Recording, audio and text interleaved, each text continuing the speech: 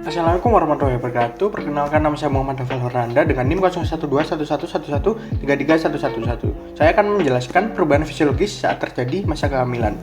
Jadi perubahan fisiologis yang terjadi selama masa kehamilan adalah serangkaian adaptasi kompleks yang diatur oleh tubuh sang ibu untuk mendukung pertumbuhan dan perkembangan sang janin, serta untuk persiapan diri menghadapi tuntutan persalinan yang akan datang. Sebelum itu, saya akan mengawalinya dengan adanya produksi estrogen dan progesteron yang meningkat secara signifikan. Selama kehamilan, hormon ini diproduksi oleh ovarium dan kemudian oleh plasenta. Hormon-hormon tersebut memainkan peran kunci dalam mengatur sejumlah perubahan fisiologis yang terjadi pada tubuh ibu hamil. Yang pertama adalah fisiologi sirkulasi pada saat masa kehamilan. Estrogen mempengaruhi sistem sirkulasi dengan vasodilatasi. Efek vasodilator ini dimediasi melalui stimulasi produksi dari nitrit oksid. Selain itu, estrogen cenderung menurunkan aktivitas RAAS, terutama dengan mengurangi sekresi renin dari ginjal. Dengan mengurangi produksi renin, estrogen secara tidak langsung menyebabkan penurunan kadar angiotensin 2. Penurunan angiotensin 2 ini memiliki beberapa efek yang signifikan.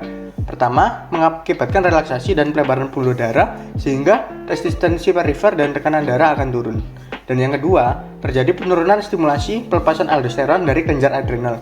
Pengurangan kadar aldosteron menyebabkan peningkatan ekskresi natrium melalui urin dan juga peningkatan volume plasma sehingga akan berkontribusi pada preload yang lebih besar untuk jantung. Preload yang meningkat akan meningkatkan jumlah darah yang dipompa oleh jantung setiap kontraksi dan pada akhirnya berkontribusi pada peningkatan keseluruhan cardiac output dan juga volume darah. Volume darah total akan meningkat sekitar 40-50% pada pertengahan kehamilan.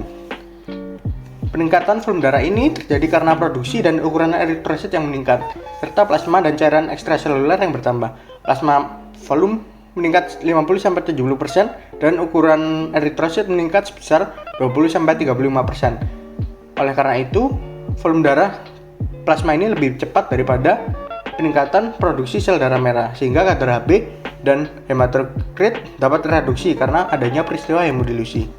Yang kedua adalah fisiologi metabolisme saat masa kehamilan. Selama kehamilan, tubuh wanita mengalami berbagai perubahan metabolisme yang signifikan untuk mendukung pertumbuhan dan perkembangan janin. Terjadi peningkatan basal metabolic rate. Peningkatan BMR ini bertujuan untuk memberikan energi yang cukup untuk mendukung pertumbuhan plasenta dan jaringan tubuh sang janin. Selain itu, metabolisme mineral dan vitamin juga mengalami perubahan. Kebutuhan akan zat besi, kalsium, dan asam folat meningkat secara signifikan untuk mendukung perkembangan sang janin, sehingga akan direkomendasikan peningkatan berat badan sebesar 25-35 pounds pada orang dengan BMI normal dan underweight, serta 15-25 pounds pada orang yang mengalami obesitas. Sejak awal kehamilan, tubuh memproduksi hormon seperti estrogen, progesteron, dan HCG yang semuanya berkontribusi pada peningkatan kebutuhan kalori. Selama trimester pertama kehamilan, tubuh cenderung menggunakan karbohidrat sebagai energi utama karena janin dalam tahap awal lebih bergantung pada glukosa. Kemudian pada trimester kedua terjadi peningkatan pemecahan lemak untuk memastikan pasokan energi memadai untuk pertumbuhan sang janin. Oleh karena itu, ibu cenderung merasa lebih lapar. Peningkatan metabolisme juga dapat berpengaruh pada regulasi glukosa darah. Tubuh mengembangkan resistensi insulin untuk memastikan bahwa glukosa lebih banyak tersedia untuk janin. Hal tersebut dapat meningkatkan risiko postprandial hiperglikemi. Seiring dengan resistensi insulin, terjadi peningkatan produksi insulin oleh pankreas sebagai respon terhadap peningkatan kebutuhan energi dan pertumbuhan janin. Selain itu, terdapat adanya mild fasting hipoglikemi serta peningkatan triglycerid, FFA, dan juga kolesterol. Kemudian yang ketiga adalah perubahan fisiologi pada kulit saat masa kehamilan.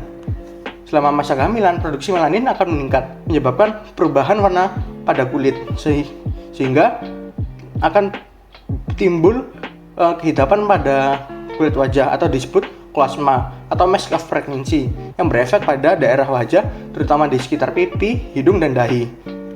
Apabila peningkatan produksi pigmen ada di garis tengah perut, hal tersebut dinamakan linea nigra. Selain itu, pertumbuhan perut yang cepat selama masa kehamilan dapat menyebabkan peregangan kulit. Peregangan kulit yang cepat akan menimbulkan stria gravidarum atau stretch mark. Kondisi ini sering muncul pada perut, pinggul, dan juga payudara. Tetapi stria gravidarum ini memudar dan menjadi kurang terlihat seiring dengan berjalannya waktu setelah kehamilan. Dan yang terakhir adalah peningkatan produksi hormon tertentu juga dapat mempengaruhi termoregulasi tubuh dan menyebabkan peningkatan produksi keringat pada masa kehamilan. Baik, demikian yang dapat saya sampaikan, kurang lebihnya mohon maaf. Wassalamualaikum warahmatullahi wabarakatuh.